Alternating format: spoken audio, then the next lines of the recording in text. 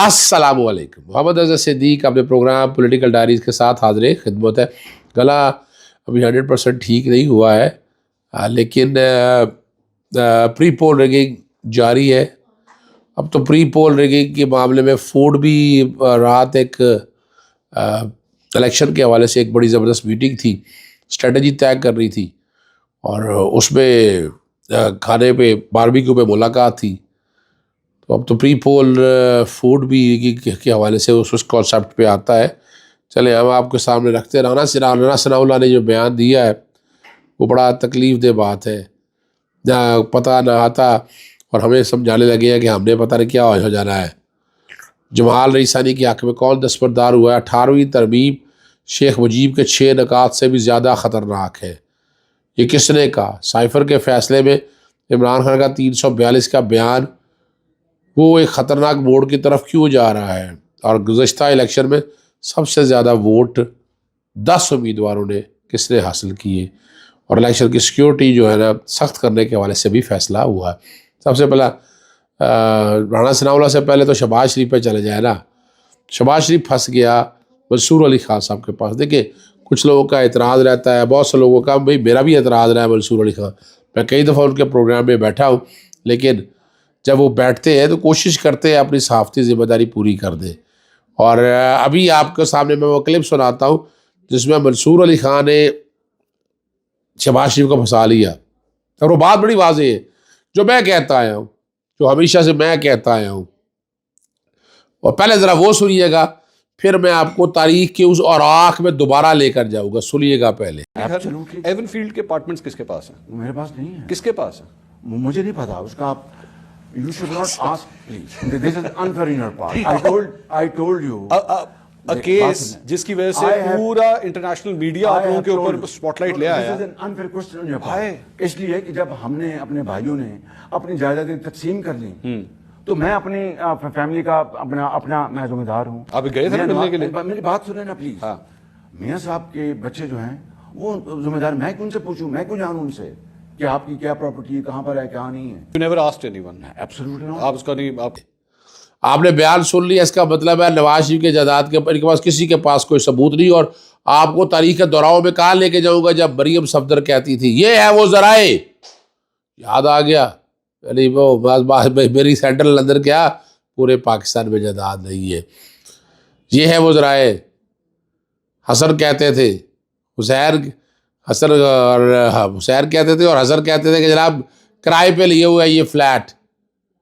تو بات تو بس اجازت کا ساتھ سال بھی آنے چاہیے نا کہ یہ عمران خان کے نواز شریف کے خلاف کوئی اگر سازش اگر کی تھی تو اور بھی سازش ہو سکتی تھی. لیکن پاناما کیس تو عمران خان کا نہیں تھا اور عمران خان نے بھی شروع نہیں کیا تھا. یہ میں نے باقاعدہ لیب کو لکھا, لیب میں تحقیقات شروع کروائی. اور ذرا سنیے گا کہ مریم صفدر, نواز شریف, شہباز شریف, حسن اور حسین ان پراپرٹیز کے بارے میں کیا کہتے رہے. اور میری والدہ کی اور بہن بھائیوں کی پراپرٹیز یہ کہاں سے نکال کے لے آئے ہیں؟ الحمدللہ پاک مین کے اوپر جو اپارٹمنٹس ہیں وہ الحمدللہ ہمارے ہیں. It's on a rent. I'm living on a rent basis which comes from every quarter from Pakistan. ہمارے والد محترم بھی کاروبار کی خاطر دبئی پہنچے اور گلف سٹیل کے نام سے ایک فیکٹری قائم کی جو 10 لاکھ مربع فٹ زمین پر مشتمل تھی. 20 سال ہو گئے ان فلیٹس کو خریدے.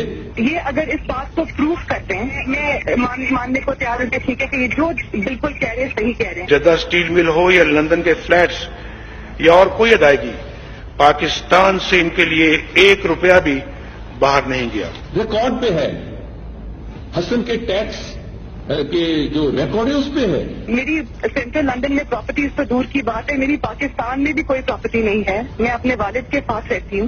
نیسکال لمیٹڈ اور نیلسن لمیٹڈ جو ہے ان کو اون کرتی ہیں. ان کا بینیفیشل اونر جو ہے وہ یہ خادم ہے. وہ ایک ٹرسٹ کے تحت ہیں اور ان کو ہولڈ کرنی ہے اس وقت مریم نواز شریف میری ہمشیرہ جو ہے. خواہ سعودی عرب ہے خواہ برطانیہ ہے, ریکارڈ پہ ہے, ٹیکس کے ریکارڈ پہ ہے. پیسہ کہاں سے ہے؟ ریکارڈ پہ ہے. یہ ہیں وہ ذرائع اور وسائل جن سے لندن کے فلیٹس خریدے گئے.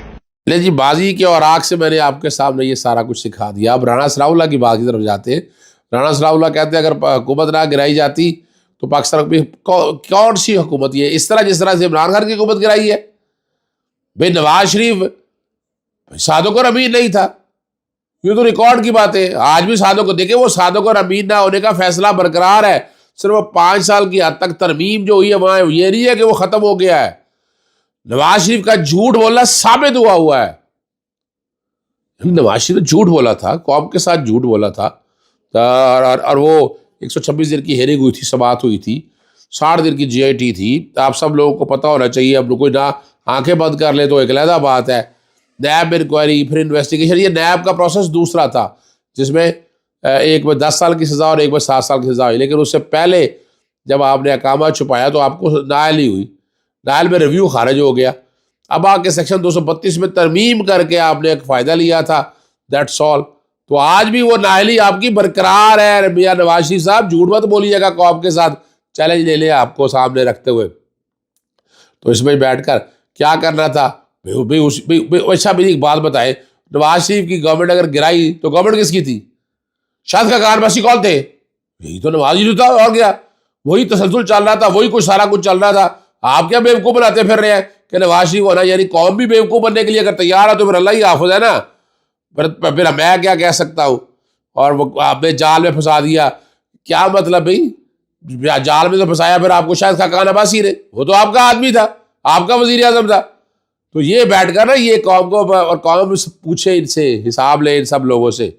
شادانہ گزارنے کا ہے جو مقصد تحریک میں دھمکیاں دی جا رہی ہے، اور یہ بات ان کی یہی صحیح ہے کہ انتخابی مہم سے روکا جا رہا ہے. بھیڑ بکروں کی طرح سینیٹر کو خریدنا شرم کی بات ہے. اور میں نے کئی لوگوں کے آپ کے سامنے ثبوت رکھ دیے کہ لیول پلینگ فیلڈ یا پلینگ فیلڈ ہی نہیں دی پا رہی. لیول پلینگ فیلڈ تو بہت دور کی بات ہے. NA-64 سے آزاد امیدوار رامین حسنی، پیپلز پارٹی کے امیدوار جمال رئیسانی کے حق میں، یہ بلوچستان کے حوالے سے بات ہو رہی ہے. چودھری منظور نے ایک نیا کٹا کھول دیا ہے، ایک نیا چیپٹر کھول دیا ہے، اور بیک فٹ پہ لے گیا PDM کی جماعتوں کو. چودھری منظور ذرا شریف آدمی، میں پسند اکثر TV پروگرام میں میرا ان کے ساتھ بیٹھ رہا اور ٹاکرا رہتا ہے. اور کہہ رہے ہیں ایک وقف جو ہے نا GHQ میں جنرل باجوہ سے ملنے گیا تھا.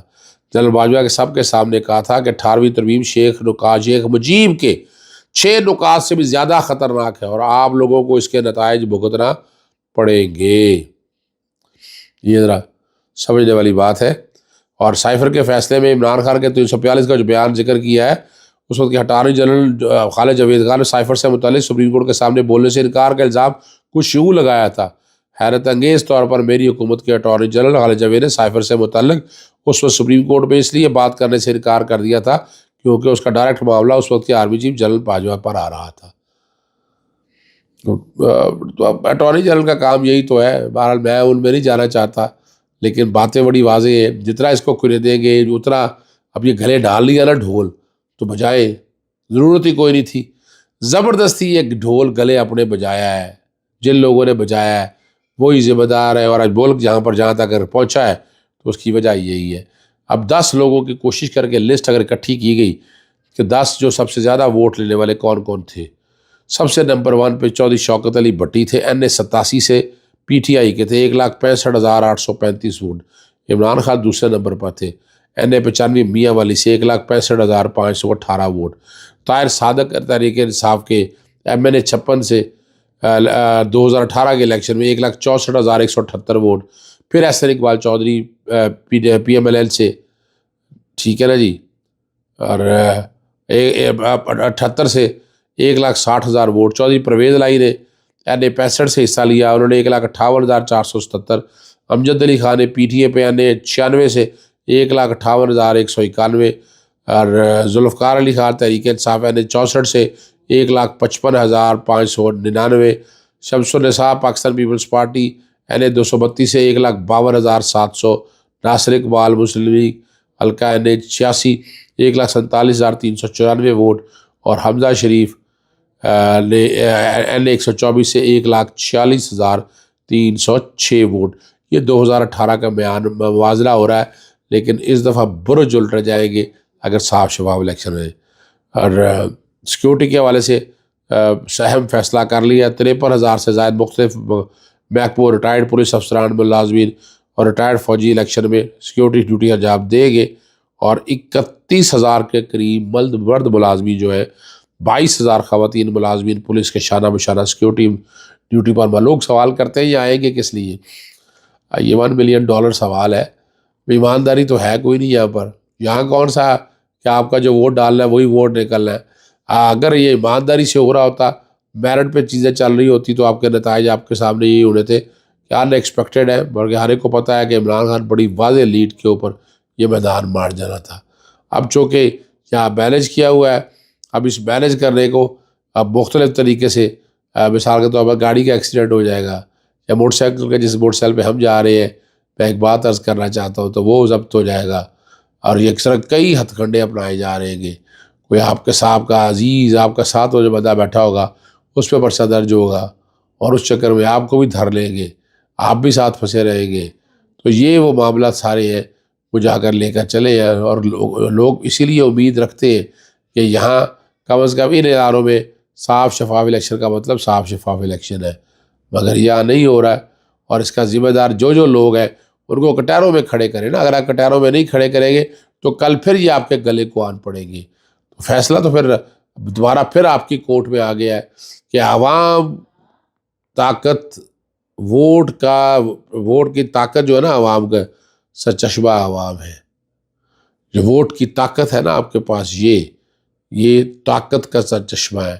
یہ بہت کچھ چیزیں بدل سکتا ہے، آپ کی زندگی، مقدر، نصیب، اور اس لیے سوچ سمجھ کر استعمال کیجئے گا۔ پہلے بہت لوگ استعمال کرتے رہے ہیں، لیکن آج ہم نئے پاکستان کی ابتدا رکھ رہے ہیں، اور امید ہے نیا پاکستان اپنی جگہ بڑھے گا، پھلے گا، پھلے گا۔ اجازت چاہتا ہوں۔ السلام علیکم، اللہ حافظ۔ پاکستان زندہ باد۔